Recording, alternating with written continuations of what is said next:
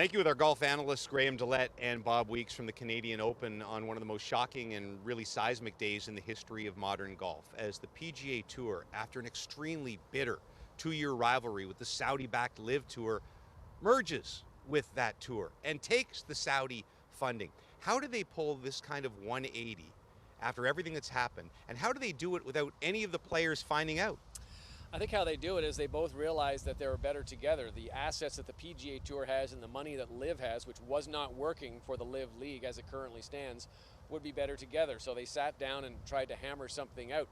How they did it in an era where nobody knew anything, in this era with all sorts of social media and leaks and everything, is amazing. But they apparently had a blow-up clause. So during the negotiations, if any of this word had slipped out, immediately the deal would be done. So that's a pretty good incentive to get it done and keep it quiet. Yeah, but as a player now, how do you trust the brass? Like, I mean, they all feel betrayed, and rightfully so. And you think, what's the future now for Jay Monahan? I mean, if the players can't trust him, the hypocrisy that he's had now over the last 2 years, being so against this and then flipping a 180 basically overnight, is it's pretty shocking. And you were talking to some of the players out here who basically were exactly, and they told me, like, I walked a few holes with some guys and they're like, look, this meeting at 4 o'clock, it's going to be pretty ornery, and there's going to be guys, I wouldn't say attacking, but they're going to be going at Jay. And is this the time for him to maybe, as a player, saying we've had enough? It's fascinating that this stuff keeps happening at the Canadian Open, because it was this time last year when the Open was up against the first LIV Tour event,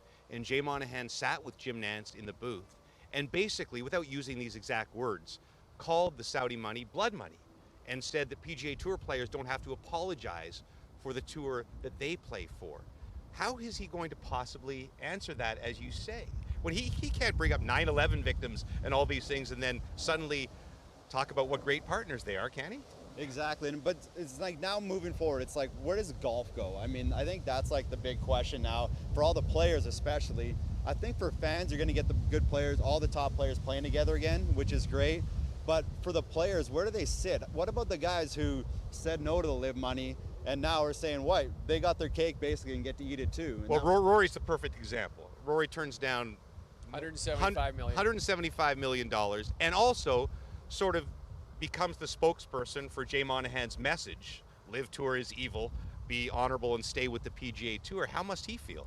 Well, you got to feel that he's been betrayed, as Graham was saying, and you wonder now, he took that week off, that mental break, and you wonder if there's something, maybe he did know something that was going to be happening. Maybe he was just so frustrated at what was going on the tour that, you know, he needed to get away. But he is the guy who has been taking it, is going to take it the most on here, and I feel so sorry for him for having gone and being the poster boy for them, and now he's basically left down in the bottom of the heap. Yeah, I mean, I feel terrible for Rory, and it's like, I think he's going to play this week, but it wouldn't shock me if he's like, you know what, I'm out, Canadian Open, I've been carrying the torch for you for way too long, and to flip with the hypocrisy and to all of a sudden turn on what we were kind of doing together for this long.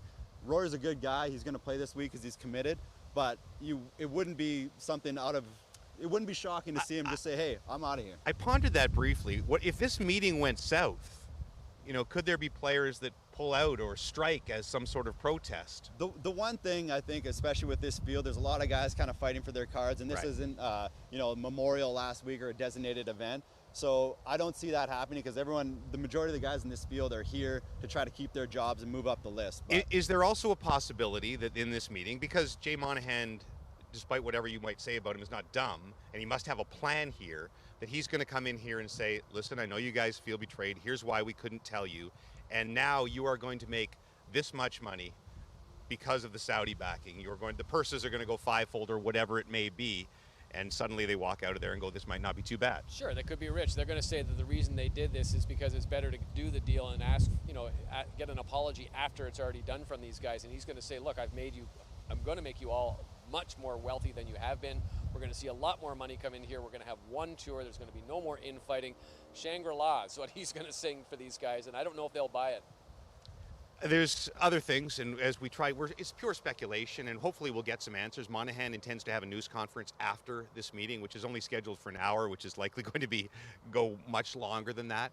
But because of these lawsuits, there was going to be a discovery part of it where perhaps both the Saudis and the PGA Tour had things hidden that they did not want to be found out as far as their financials? Both sides have stuff that I think they want to keep hidden, and I think there's a lot of stuff in those legal documents, as you said, discovery, that we're going to ask for the PIF officers to be testifying.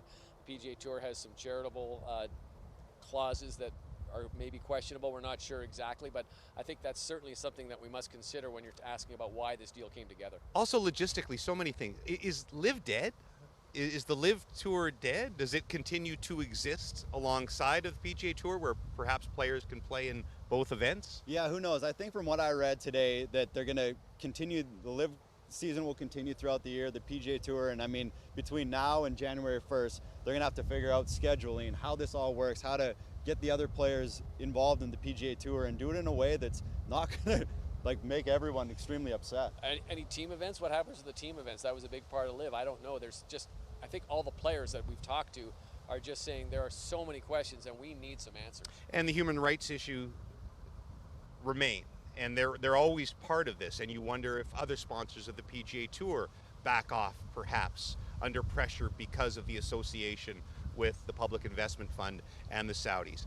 Greg Norman, we think is out. There's been no official confirmation of that, so perhaps Jay Monahan wins in that personal battle.